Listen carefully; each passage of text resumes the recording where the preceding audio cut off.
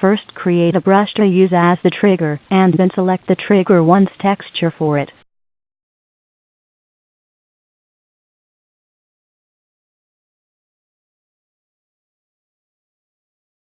Now you need to make it into an entity. Just right-click in the 2D view, and select Trigger Once from the Trigger menu.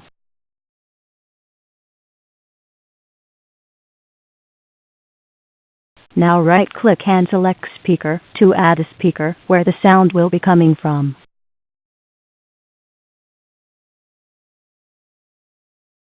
Click on the Sound menu in the Entity panel, and go look for a scary sound. Click the play button to test a sound.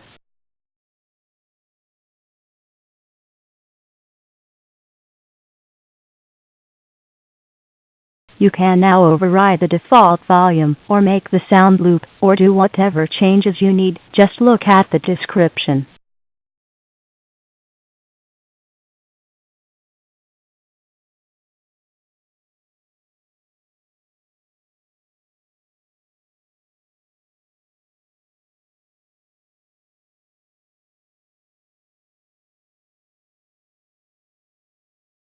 To link the trigger to the speaker, just make sure that you select the trigger first, then the speaker, and then connect them.